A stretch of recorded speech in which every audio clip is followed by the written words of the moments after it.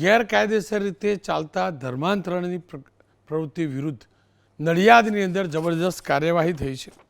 સ્થાનિક પ્રશાસને આ બુલડોઝર ફેરવ્યું છે. આપ જોઈ શકો છો. આરોપ હતો કે જે બુલડોઝર ફરી રહ્યું છે ત્યાં ગેરકાયદેસર ધર્માંતરણની કાર્યવાહી ચાલતી હતી. એટલું જ નહીં, આ દબાણવાળી જગ્યા હતી. દબાણવાળી જગ્યાએ જે આખું સેટઅપ ઊભું થયું હતું અને આરોપ છે કે ત્યાં ગેરકાયદેસર ધર્માંતરણ કરાતું હતું. 15 દિવસ અગાઉ મહાનગરપાલિકાની ટીમે દબાણવાળી જગ્યા પર મકાન માલિકને દબાણ દૂર કરવા નોટિસ આપી.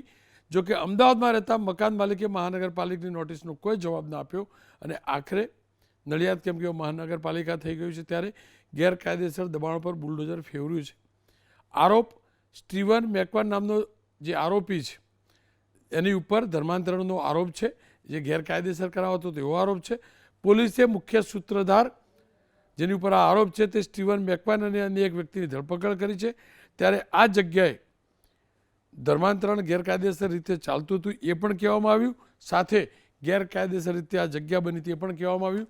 અને જ્યારે આ જમીનદોસ્ત થઈ રહ્યું હતું ત્યારે આ ઠેકાણે સ્થાનિક લોકોએ જય શ્રી રામ સહિતના નારા પણ લગાવ્યા. હું ફરીથી કહું છું, ગેરકાયદેસર પ્રવૃત્તિ એ ગેરકાયદેસર છે.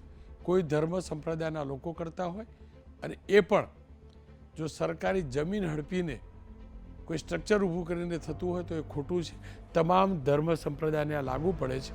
પોલીસે અહીંયા બુલડોઝર ફેરવીને શરૂઆત કરી, માફ કરજો, મહાનગરપાલિકાએ બુલડોઝર ફેરવી શરૂઆત કરી, એક સંદેશ આપવાનો પ્રયાસ કર્યો છે, એક મેસેજ આપ્યો છે.